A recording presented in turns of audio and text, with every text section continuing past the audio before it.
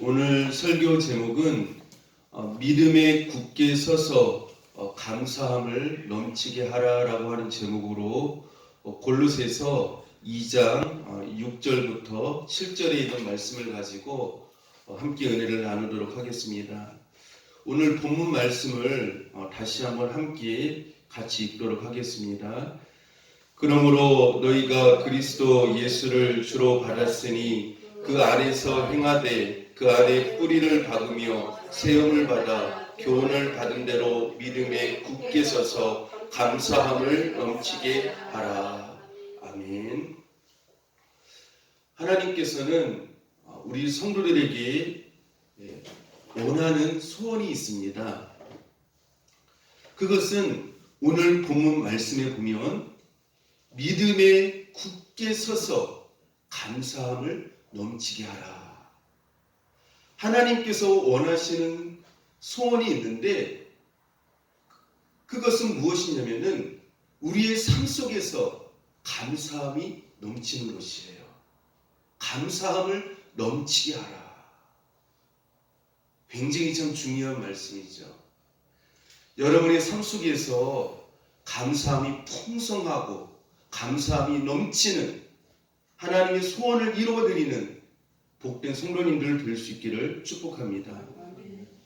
오늘은 추수감사주의를 맞이하여서 1년 동안 베풀어 주신 하나님의 은혜를 깊이 묵상하고 또한 감사하면서 성경 속에 나오는 많은 믿음의 선진들은 어떠한 기준을 가지고 하나님 앞에 감사를 했고 어떠한 환경 속에서도 감사를 했는지를 우리가 깊이 말씀 속에서 깨달음으로 말미암아 우리 성도들도 그러한 믿음에 넘치는 그러한 감사를 할 수 있는 복된 성도님들이 될 수 있기를 축복합니다. 그러면 먼저 성경 속에 나오는 믿음의 사람들은 어떤 환경 속에서도 감사하며 살았는지를 말씀을 통하여서 알아보도록 하겠습니다. 첫 번째로 따로 세봅시다. 요셉의 감사입니다. 요셉의 감사입니다. 첫 번째는요, 요셉은 어떠한 감사를 했느냐라고 하는 것이죠.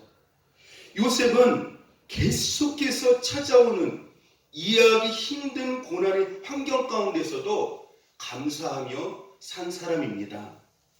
창세기 39장 20절부터 23절에 보면은요, 이에 요셉의 주인이 그를 잡아 옥에 가두니 그 옥은 왕의 제수를 가두는 곳이었더라. 요셉이 옥에 갇혔으나 여호와께서 요셉과 함께 하시고 그에게 인자를 더하사 간수장에게 은혜를 받게 하시매 간수장의 옥중 죄수를 다 요셉의 손에 맡김으로 그 재반 사모를 요셉이 처리하고 간수장은 그의 손에 맡긴 것을 무엇이든지 살펴보지 아니하였으니 이는 여호와께서 요셉과 함께 하심이라. 여호와께서 그를 범사에 형통하게 하셨더라. 요셉의 삶을 깊이 살펴보면 하나님이 주신 꿈을 2번이나 꾸었는데도 불구하고 그 다음부터 잘되고 형통한 복을 받은 삶이 아니라 계속적으로 이해하기 힘든 어려움과 고난이 그에게 꼬리를 물고 계속해서 그에게 찾아왔다라고 하는 것입니다. 형들의 계속적인 미움과 하마터면 죽음을 당할 뻔하였고 이유 없이 애굽의 노예로 팔려갔습니다. 그리고 애굽의 보디발 장군의 집에서 경건하게 살았지만 보디발 아내의 모함으로 말미암아 억울하게 감옥까지 가게 되었습니다. 그러나 요셉은 그러한 환경 때문에 하나님을 의심하거나 시험에 들거나 원망을 했다라고 하는 기록이 성경에 전혀 기록이 되어 있지 않다라고 하는 것입니다. 그러면서도 계속해서 하나님을 경외하며 하나님을 신뢰하는 모습을 보여줍니다.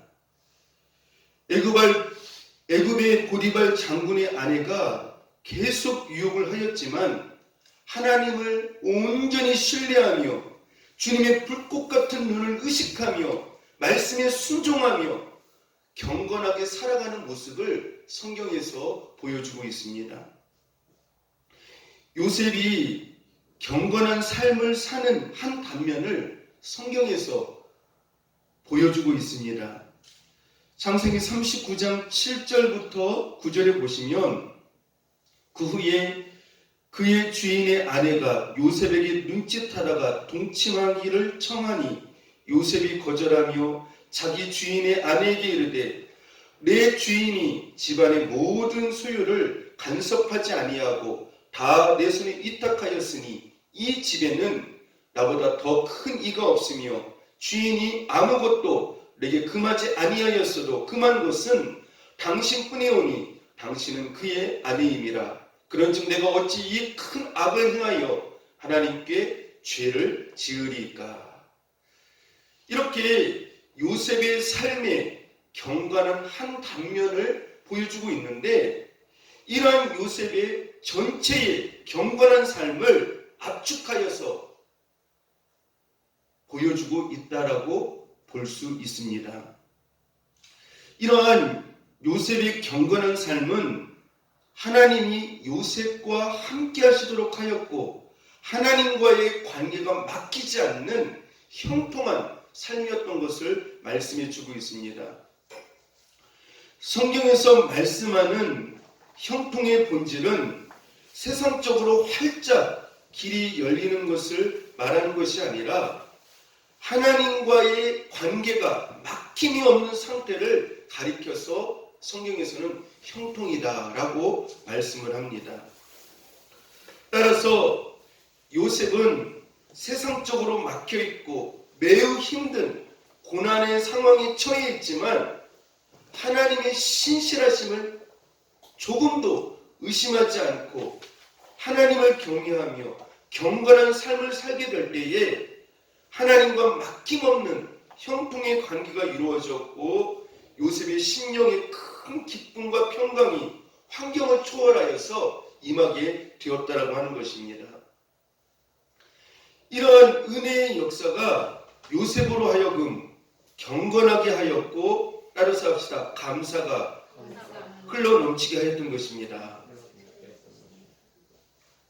따라서 요셉은 계속해서 이해할 수 없는 꼬리를 물고 찾아오는 그 고난의 환경 가운데서도 그럼에도 불구하고, 따라서 합시다, 하나님을 의심하지 않고 시험에 들지 않고 하나님을 끝까지 신뢰하고 경외하며 감사한 사람이었습니다.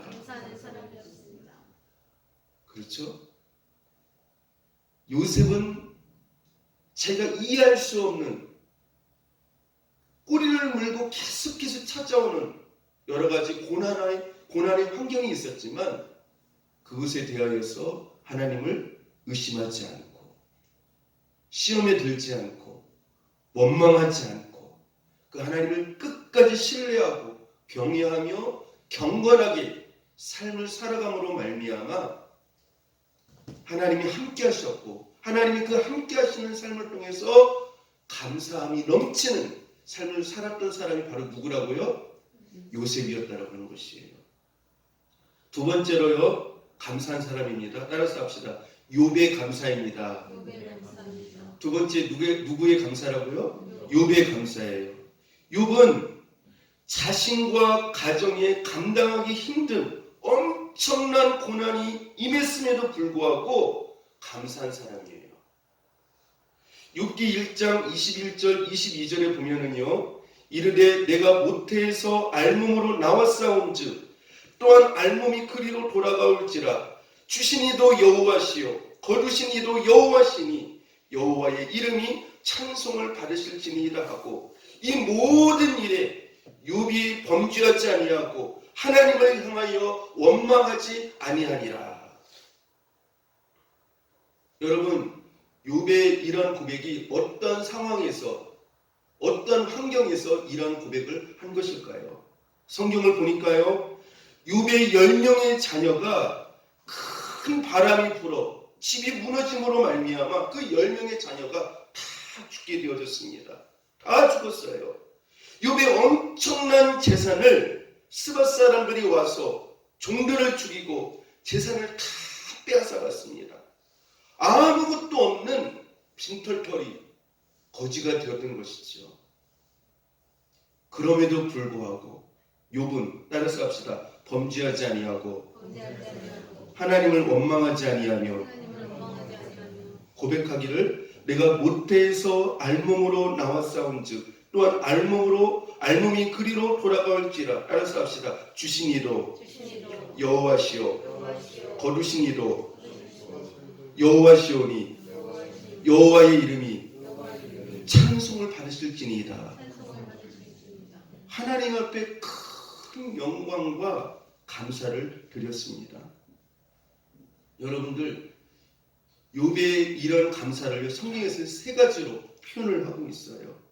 첫 번째는 무엇입니까? 범죄하지 아니하고. 두 번째는 뭡니까? 하나님을 원망하지 아니하고. 여기서 끝나는 게 아니에요. 하나님의 이름을 어떻게 했습니까? 찬송을 했어요. 찬송을 했어요.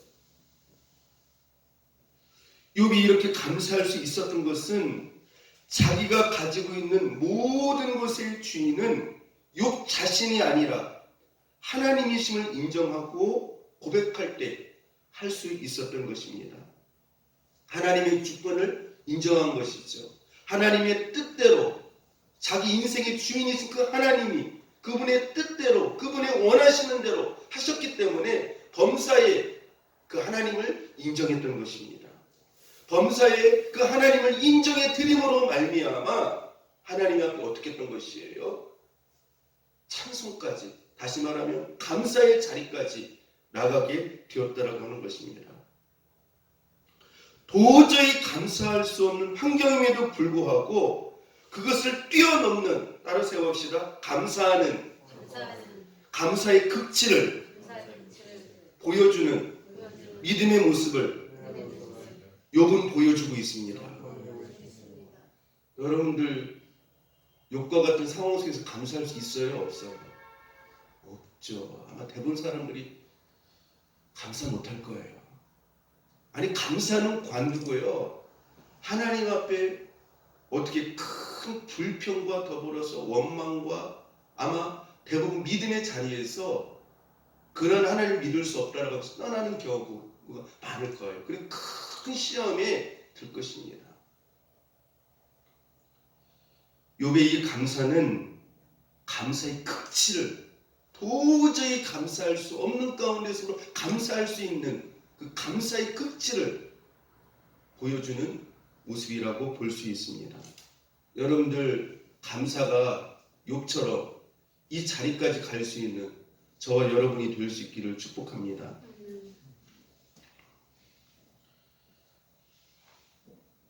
그리고 세 번째입니다. 세 번째 감사한 사람이에요. 따라서 해봅시다. 여호사밧 왕의 감사입니다. 우리가 지난 시간에 여호사밧 왕에 대해서 말씀을 통하여서 제가 잠깐 말씀을 드렸습니다.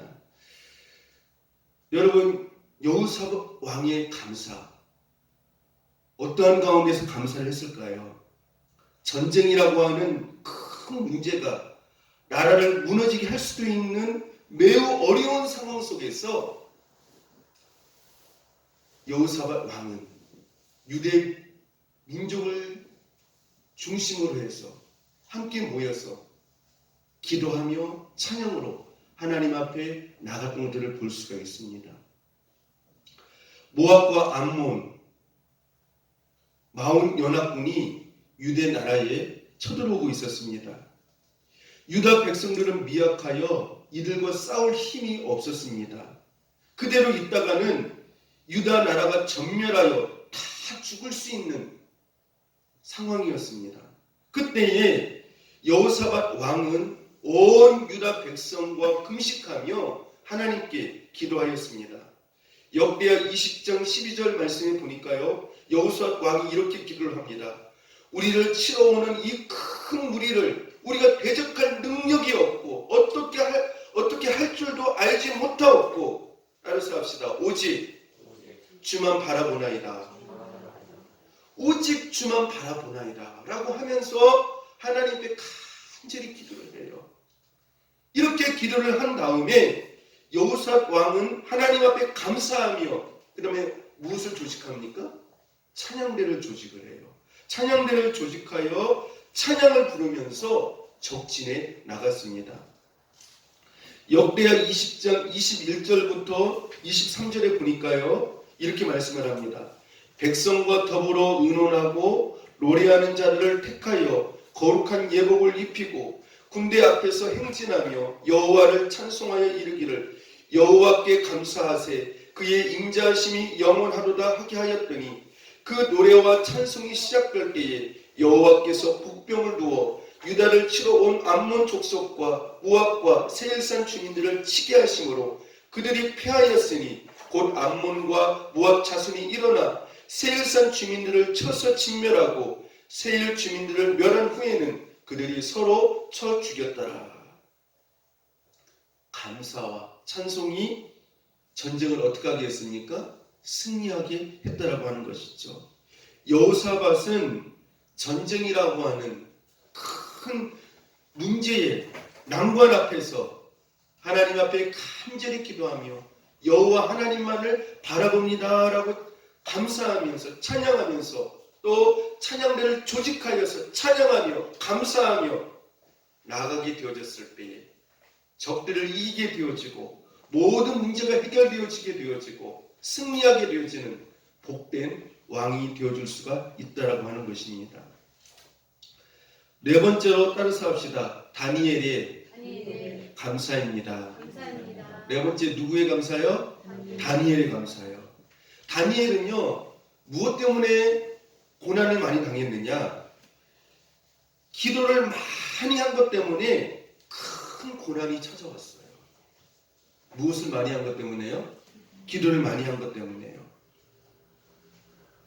다니엘 6장 10절에 보면은요, 다니엘이 이 조서에 왕의 도장이 찍힌 것을 알고도 자기 집에 돌아가서는 윗방에 올라가 예루살렘으로 향한 창문을 열고 전에 하던 대로 하루 3번씩 무릎을 꿇고 기도하며 따라서 합시다. 그의 하나님께 감사하였더라.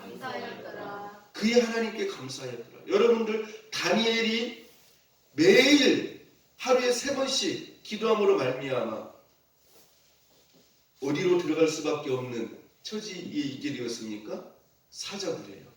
사자들이 있는 그 무서운 사자굴에 그 왕의 명령이 찍힌 그 조서를 알고도 어떻게 했다고요? 다니엘은 그 기도의 자리를 지키면서 기도하면서 계속해서 어떻게 했다고요? 하나님 앞에, 그의 하나님 앞에 감사하였더라. 이렇게 말씀을 하고 있어요. 기도를 많이 한 것 때문에 고난이 왔지만 그럼에도 불구하고 감사한 사람이 바로 다니엘이라고 하는 것이죠. 여러분, 우리는 보통 기도를 많이 하면 형통하고 무슨 일이든지 잘 되고 복을 받아야 된다라고 생각을 합니다. 그러나 다니엘은 오랜 세월 동안 항상 하루에 3번씩 기도하였지만 그럼에도 불구하고 어느 날 갑자기 이해할 수 없는 큰 고난, 즉 사자굴에 들어가서 사자밥이 될 수도 있는, 생명을 잃을 수도 있는 큰 시험이 찾아왔습니다. 우리가 이것을 통해 깨닫게 되는 것은 따라서 합시다. 기도를 해도 어려움과 고난이 올 수 있음을 알 수 있습니다. 여러분들, 기도한다고 해서 어려움이 안 오는 게 아니에요. 무조건 잘 되어지는 게 아니에요. 인생에 생각지도 아니했던 큰 어려움이, 고난이 기도함에도 불구하고 찾아올 수 있다라고 하는 것이죠. 그럼에도 불구하고 다니엘은 예전에 하던 대로 어떻게 했다고 말씀을 하고 있습니까? 하루에 3번씩 기도하였고 그의 하나님 앞에 감사하였다라고 말씀을 하고 있습니다. 여러분, 기도하면서 어떤 상황과 환경에 따라서 감사를 하고 안 하고 하는 어리석은 삶을 살지 아니하시기를 축복합니다.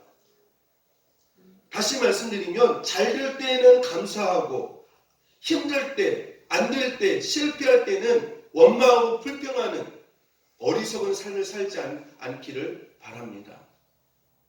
참 어리석은 사람이 어떤 사람이냐면요, 자기의 어떤 그 기준에 따라서 감사하는 사람이에요.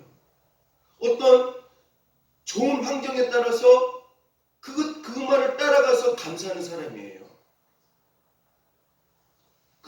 그것같이 어리석은 사람이 없어요. 예수 믿는 사람은 환경을 초월하여서 내 기준에 맞추지 아니하고 어떤 상황과 환경에 맞추지 아니하고 우리는 범사에 그리 아니하실지라도 감사하는 자리라고 하는 것입니다. 기도하면서 내가 원하지 않는 상황이 갑자기 온다 할지라도 따라서 합시다. 시험에 들지 말고 그 환경 뒤에 역사하시는 크신 하나님을 바라보며 계속 기도의 자리를 지키고 감사하는 삶을 살아야 합니다. 여러분들 다니엘이 기도하였는데 좋은 일이 온 게 아니었어요. 기도함으로 인해서 기도하게 되어지면 어떻게 되어져요? 사자굴에 들어가게 되어지는 큰 시험이 오게 되어졌어요. 근데 거기에서 다니엘은 시험에 들지 아니하고 원망하지 아니하고 계속해서 그 자기가 했던 그 기도의 자리를 어떻게 했습니까? 기도의 자리를 계속해서 지켰어요. 전에 하던 대로. 이 말씀이 참 굉장히 중요해요. 기도하면서 어떤 시험이 온다 할지라도 그 기도의 자리를 지키면서 어떻게 하는 거예요? 감사하였더라. 감사하는 것이. 여러분 여기까지 나갈 수 있기를 축복합니다. 다섯 번째로 따라서 합시다. 하박국의 감사입니다. 누구의 감사라고요? 하박국의 감사. 여러분 하박국의 감사는 너무나도 여러분이 잘하면 감사하잖아요. 따라서 합시다. 아무것도 없어도 감사한 사람입니다. 무엇이 없어도요? 아무것도 없어도 감사한 사람이에요. 하박국 3장 17절부터 19절에 보면은요, 하박국이 이런 고백을 합니다. 비록 무화과 나무가 무성하지 못하며 포도나무에 열매가 없으며 감람나무에 수출이 없으며 밭에 먹을 것이 없으며 우리의 양이 없으며 외양간에 소가 없을지라도 나는 여호와로 말미암아 즐거워하며 나의 구원의 하나님으로 말미암아 기뻐하리로다. 주 여호와는 나의 힘이시라. 나의 발을 사슴과 같게 하사 나를 나의 높은 곳으로 다니게 하시리로다. 하박국 선지자의 감사의 본질적인 기준은 이 세상 것의 잘됨에 있는 것이 아니라 따라서 합시다. 하나님 자신이 하박국 선지자의 감사의 기준이었고 본질이었습니다. 굉장히 중요한 말이에요. 하박국 선지자의 감사의 본질적인 기준은 이 세상 것의 잘됨에 있는 것이 아니라 하나님 자신이, 하나님이 그와 함께 하심이 하박국 감사의 기준이었고 본질이었다라고 하는 것이에요. 하박국이 이렇게 고백하지 않습니까? 비록 무화과 나무가 무성하지 못하며 포도나무에 열매가 없으며 감람나무에 수출이 없으며 밭에 먹을 것이 없으며 우리의 양이 없으며 외양간에 소가 없을지라도, 여러분들 이건 고대 시대니까 이렇게 표현하는 것이죠. 오늘날로 말하면 좋은 그런 아파트가 없고 좋은 자동차가 없고, 그죠? 많은 돈이 없다 할지라도 그런 뜻이죠. 여러분 이 뜻이 무슨 뜻일까요? 이 뜻은 세상적으로 가난하게 힘들게 살아도 이것에 의하여서 감사가 왔다 갔다 하는 삶이 아니라고 하는 것이에요.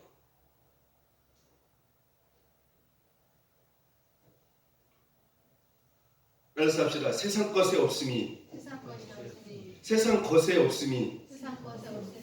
나의 감사를 막지 못합니다. 세상 것에 있고 없음이 나의 감사를 막지 못해요.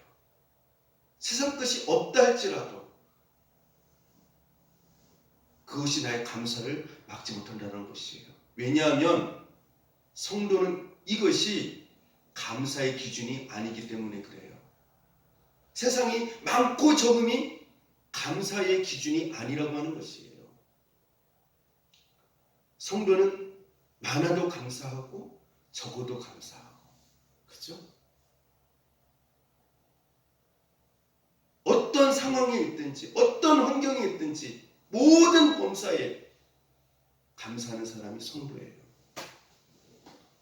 하박국의 감사의 본질은 하나님이 자신과 함께 동행해 주시고 붙잡고 계시며 인도해 주시는 삶이 하박국의 진정한 감사라고 하는 것이고, 또 하박국 선지자가 이 세상을 하루하루 살아갈 수 있는 버팀목은 세상의 돈과 권력, 성공이 아니라, 따라서 합시다. 하나님이 자기의 힘이시고 능력이 되심으로 인생의 진정한 행복과 만족이 되심으로 발을 사슴과 같이 가볍게 뛰며 인생을 살게 하신다고 고백하는 것입니다. 하박국 선지자가요, 기뻐할 수 있는 것, 하나님께 감사할 수 있는 것은 어떤 세상 것의 많고 적음에 따라서 감사를 하고 안 하고의 삶이 아니라 하나님 자신이 자기 인생의 감사의 기준이라고 하는 것이죠. 하나님께서 오늘도 나와 동행해 주시고 나를 붙잡고 계시고 나를 인도해 주시는 그 하나님, 나를 오늘도 생명의 길로 인도해 주시는 그 하나님이 뭐라는 것이에요? 자기의 삶에 있어서 감사라고 하는 것이에요. 하박국 선지자가 이 세상을 하루하루 살아갈 수 있는 버팀목은 세상의 돈과 권력과 성공이 아니라 하나님이 자기 인생이 무엇이라는 거예요? 살아갈 수 있는 힘이시라는 것이에요. 하나님은 나의 힘이시라고 하는 것이에요. 나의 능력이시라고 하는 것이에요. 그렇기 때문에 돈과 세상의 성공이 인생의 행복이 아니라, 인생의 만족이 아니라 하나님만이 나의 인생의 진정 행복과 만족이 되심으로 그 하나님 때문에 내 발걸음을 가볍게 하신다, 이렇게 말씀을 하고 있습니다. 왜 발걸음이 가벼울까요? 하나님 때문에 그래요. 하나님 때문에 그래요. 함께 하시는 하나님. 그래서 감사는 세상에 잘되면서 시작되는 것이 아니라, 따라서 합시다. 하나님의 십자가 은혜 안에서 감사는 시작됩니다. 그래요. 우리의 감사는요, 세상 것의 어떤 잘됨에서, 성공에서 우리의 감사가 시작되어지는 게 아니에요. 성도의 모든 감사는 하나님 자신에게서부터 시작되어지는 것이에요. 예수님 안에서부터 시작되어지는 것이에요. 하나님 자신이 우리의 진정한 감사의 요인이고 기준이라고 하는 것입니다. 여러분들, 세상이 살기 아무리 힘들어도 예수님 그 한 분 때문에 감사할 수 있는 저와 여러분이 될 수 있기를 축복합니다. 그래서 여기에 보니까요, 하박국이요, 아무것도 없다 할지라도 나는 여호와로 인하여 즐거워하며 나의 구원의 하나님으로 말미암아 기뻐하리로다. 참 얼마나 은혜가 됩니까? 누구로 말미암아 기뻐한다고요? 여호와 하나님으로 인하여서, 나의 구원의 하나님으로 인하여서 즐거워하고 기뻐하고 행복해한다는 것이에요. 그러면서 여호와는 나의 힘이시라. 돈이 나의 힘이 아니라는 것이에요. 세상의 성공이 나의 힘이 아니라는 것이에요. 누가 나의 힘이라는 것이에요? 오늘 하루하루를 살아갈 수 있는 그 버팀목, 그것이 무엇이라는 것입니까? 하나님이시라는 것이에요. 그래서 세상적으로는 힘들지만, 어렵지만 여전히 오늘도 나를 붙잡고 계신 크신 하나님을 바라보면서, 크신 하나님의 손을 바라보면서 내 발이, 내 삶이 무거운 게 아니라 나를 사슴의 발과 같이 가볍게 하신다, 이렇게 고백을 하고 있어요. 여러분들 세상 것으로 인하여서 감사가 왔다 갔다 하지 않기를 바랍니다. 어떠한 상황 가운데서도 감사할 수 있는 저와 여러분이 될 수 있기를 축복합니다. 여섯 번째로 따라서 합시다. 스데반의 감사입니다. 스데반의 감사입니다. 누구의 감사라고요? 스데반의 감사. 스데반은 어떤 감사를 한 사람일까요? 죽음을 당하는 자리에서도, 순교하는 자리에서도 감사한 사람이에요. 어떠한 자리에서도요? 죽음을 당하는 자리, 순교하는 자리, 거기에서도 감사한 사람이에요. 사도행전 6장 15절에 보니까요, 공회 중에 앉은 사람들이 다 스데반을 주목하여 보니 그 얼굴이 천사의 얼굴과 같더라. 사도행전 7장 60절에 보니까요, 무릎을 꿇고 크게 불러 이르되 주여 이 죄를 그들에게 돌리지 마옵소서, 이 말을 하고 자니라. 하나님께서 순교를 하면서도 감사하는 그러한 마음이 이 스데반에게 있었기 때문에 이 스데반의 얼굴에서 어떻게 되었다고 말씀을 하고 있습니까? 하나님께 대한 순교를 하면서도, 복음을 위해서 순교하면서도 감사한 마음이 있었기 때문에 스데반의 얼굴이 감사의 얼굴로, 천사의 얼굴로 나타난 것들을 우리가 볼 수가 있습니다. 스데반은 그 마음속에 이 순교의 축복을 알았던 것 같아요. 복음을 위하여서, 예수 그리스도를 위하여서 이 순교의 가장 축복의 자리에 들어갈 수 있도록 인도하신 하나님이 너무 감사했던 것이죠. 그래서 스데반은 너무 감사하였기에 마지막 순교를 하면서 주여 이 죄를 그들에게 돌리지 마옵소서, 이 감사의 표현이거든요. 그리고 그의 얼굴이 무엇과 같이 되었다고요? 천사의 얼굴과 같았더라. 천사의 얼굴과 같았다라고 하는 말은 그 마음속에 하나님께 대한 뭐가 넘쳤다는 것입니까? 감사가 넘쳤다는 것이에요. 감사가요. 순교하는 자리, 죽음의 자리에서도 감사했던 사람, 스데반이에요. 마지막 일곱 번째로요, 따라서 합시다. 바울의 감사입니다. 바울의 감사입니다. 바울에 관한 설교를 제가 몇 주 전에 한번 설교를 통해서 말씀을 드렸죠. 따라서 합시다. 바울은 가장 답답하고 힘든 고난의 자리에 있었지만 감사한 사람입니다. 바울은요, 가장 답답하고 힘든 고난의 자리, 인생의 가장 밑바닥의 자리에 있었던 사람인데 어떠한 사람이었어요? 감사한 사람이었어요. 사도행전 16장 22절부터 25절에 보면은요, 이렇게 말씀을 합니다. 무리가 일제히 일어나 고발하니 상관들이 옷을 찢어 벗기고 매로 칠하여 많이 친 후에 옥에 가두고 간수에게 명하여 든든히 지키라 하니 그가 이러한 명령을 받아 그들을 깊은 옥에 가두고 그 발을 착고에 든든히 채웠더니 한밤중에 바울과 실라가 기도하고 하나님을 찬송하며 하나님의 복음을 열심히 증거하며 충성하다가 바울은 어떻게 되어졌습니까? 옥에 갇혔어요. 그리고 무리들에 의하여서 옷이 벗겨지고 또 많이 맞고 발은 착고에 든든히 채워진 상태였는데 바울과 실라는 그 답답한 인생의 비참한 환경 속에서 한밤중에 어떻게 했다고 말씀하고 있습니까? 기도하고 찬양하였다, 이렇게 말씀을 하고 있어요.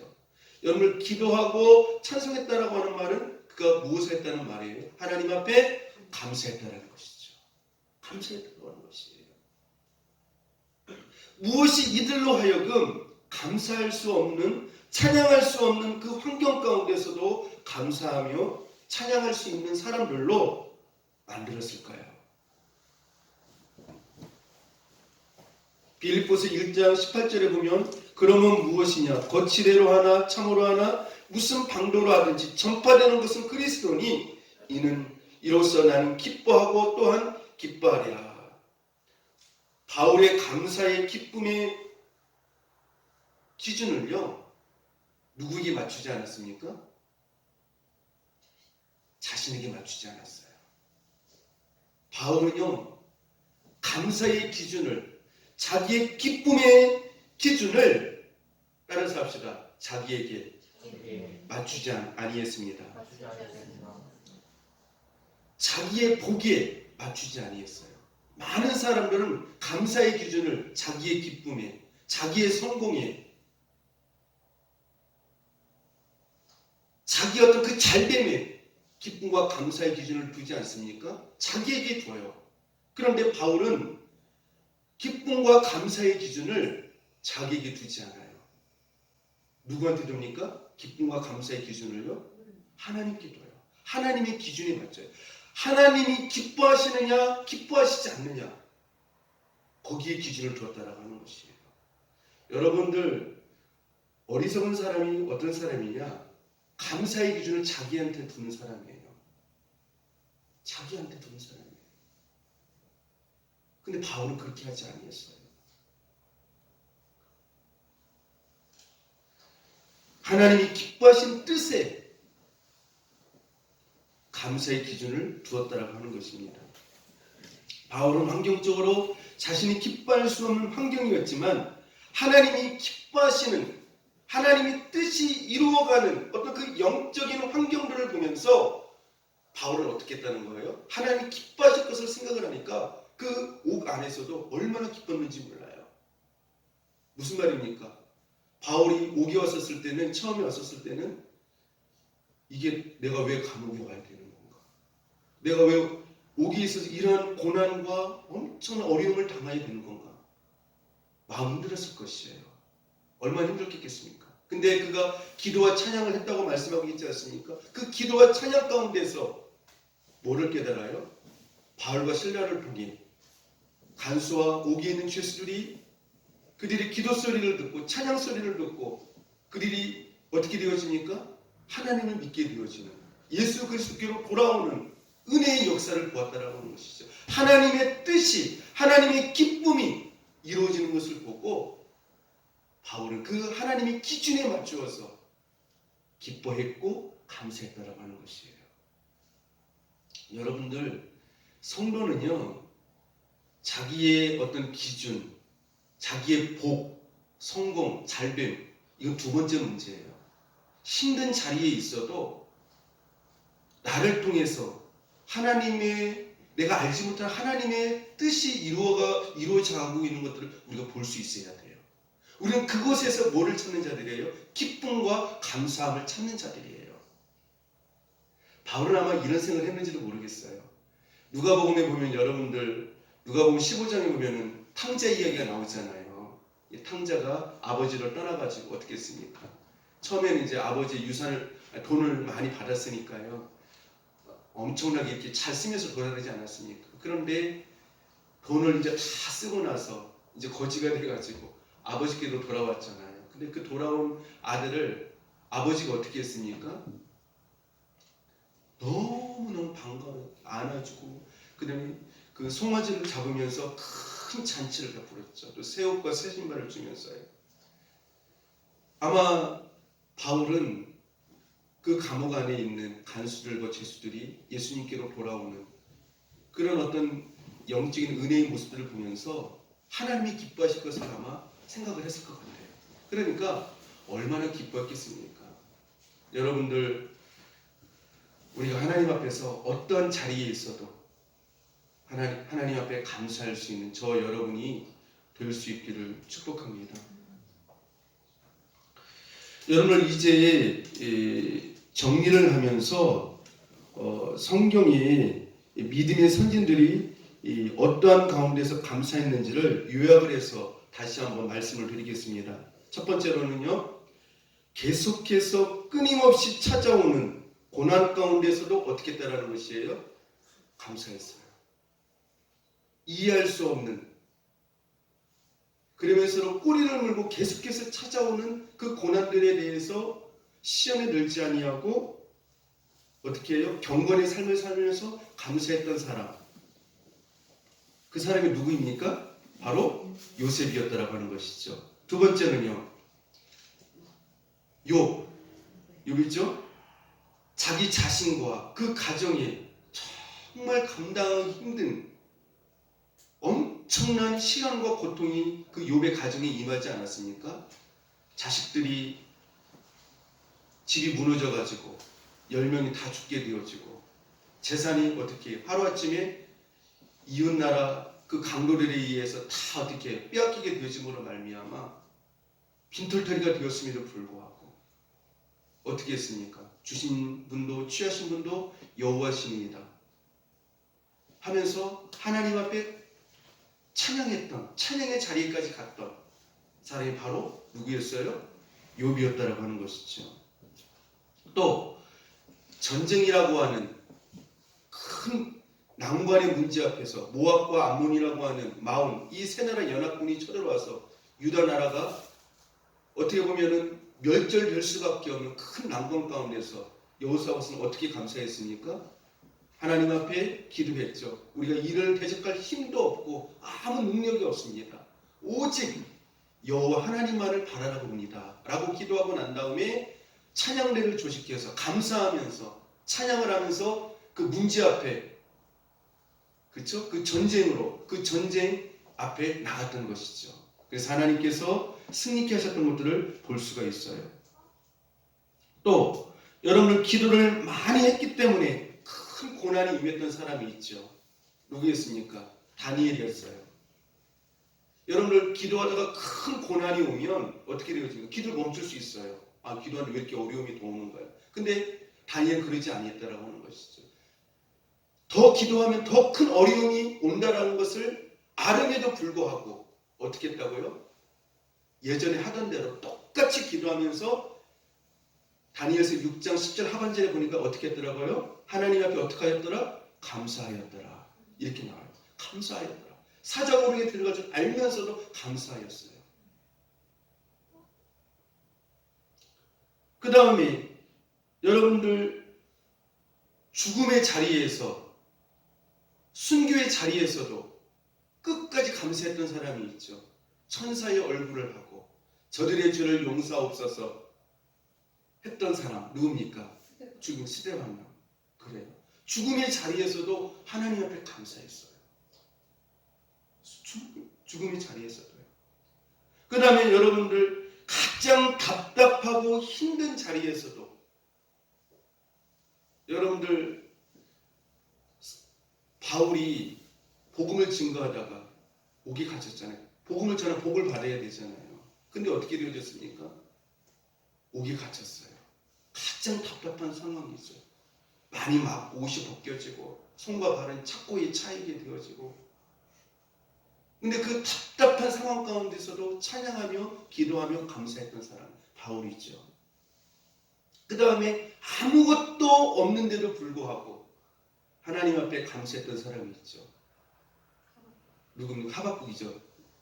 누구로 인하여서요? 여호와로 인하여서. 여호와로 인하여서. 여러분 하나님은요. 여러분들이 세상 것이 잘됨으로 인하여서 기뻐하는 것을 좋아하지 않으세요. 우리가 분명히 알아야 될 것이 무엇이냐면은 우리가 인생의 성공함으로 인하여서 기뻐하는 것을 하나님은 기뻐하지 않으세요. 하나님은 무엇으로 인하여서 성도가 기뻐하는 것을 기뻐하십니까? 하나님으로 인하여서 예수님의 그 십자가의 은혜로 인하여서 기뻐하는 것을 기뻐하세요. 그래서 우리의 기쁨은 이 세상 것에 있지 않아요. 오직 하나님께 있습니다. 십자가의 은혜 안에 있습니다. 그래서 우리는 기뻐할 수 없는 와중에서도 그리 아니하실지라도 하박국처럼 감사할 수 있는 거예요. 그래서 우리의 인생이 무거운 게 아니라 가벼운 거예요. 하나님의 은혜를 알기 때문이에요. 여러분들 그래서 여러분들이 인생이 힘들면은요 예수님을 깊이 생각하세요. 히브리서에 보면은 예수 그리스도를 깊이 생각하라 하지 않았습니까? 왜냐하면 그리스도 안에 큰 은혜가 있거든요.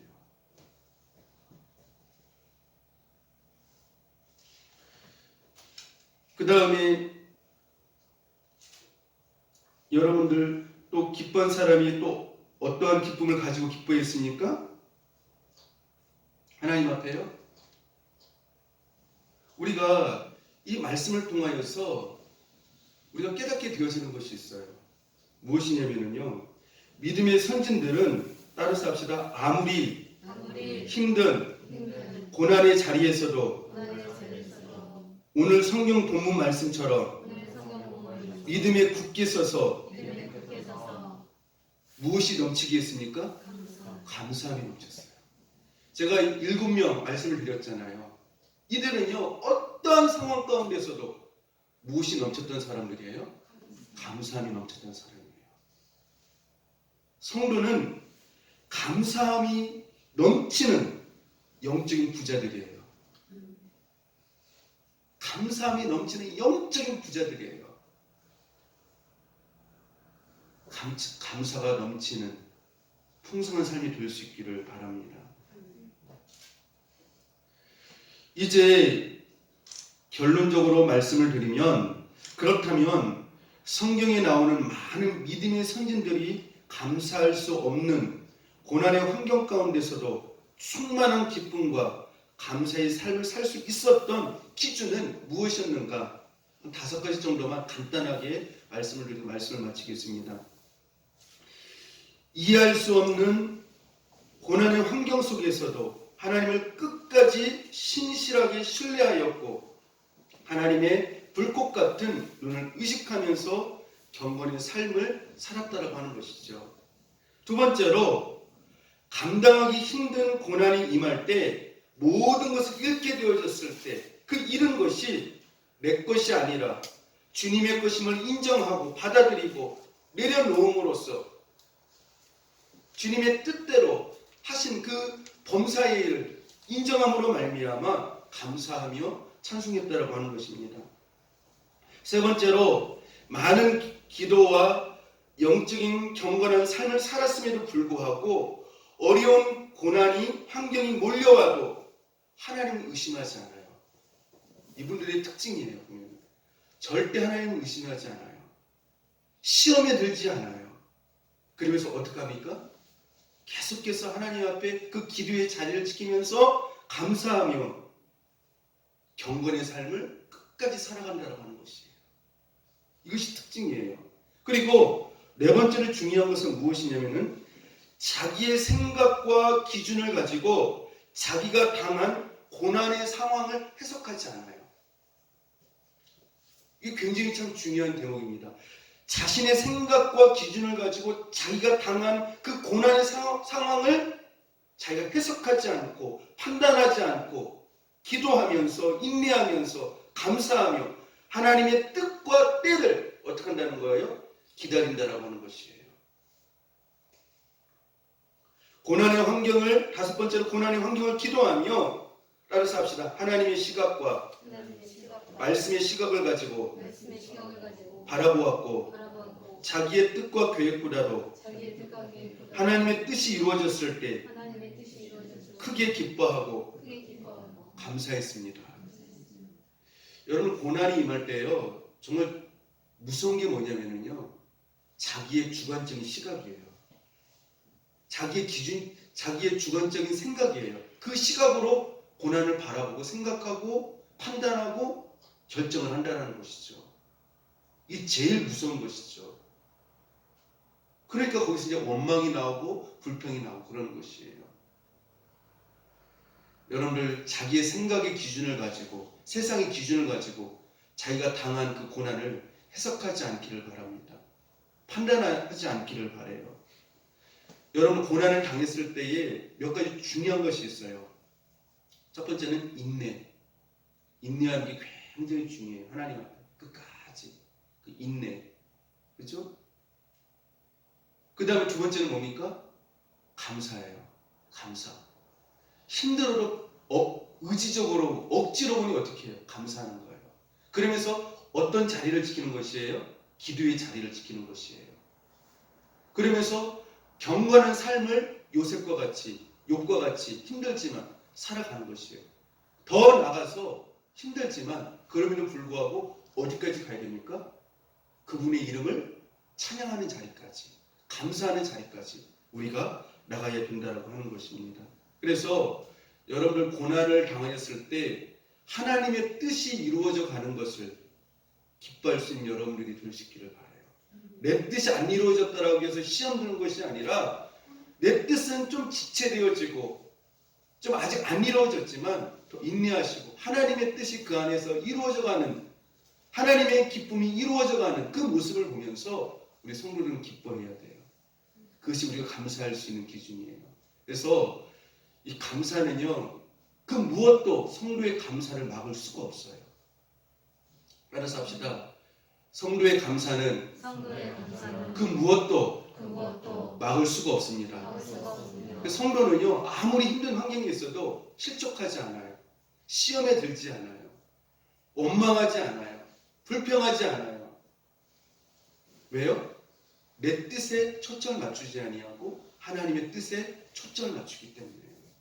그래서 여러분들 오늘 말씀처럼 골로새서 2장 7절의 하반절에 있는 말씀처럼 믿음에 굳게 서서 감사함이 넘치는 저 여러분이 될 수 있기를 주님의 이름으로 축복합니다. 기도하겠습니다. 하나님 아버지, 은혜와 사랑을 감사합니다. 오늘 추수감사절을 맞이하여서 감사가 넘치게 하여 주시고 어떤 고난 가운데서도 어리석게 원망하지 않고 찬양과 감사가 흘러넘치는 은혜로운 삶이 되어지게 하여 주옵소서. 예수님 이름으로 기도합니다. 아멘.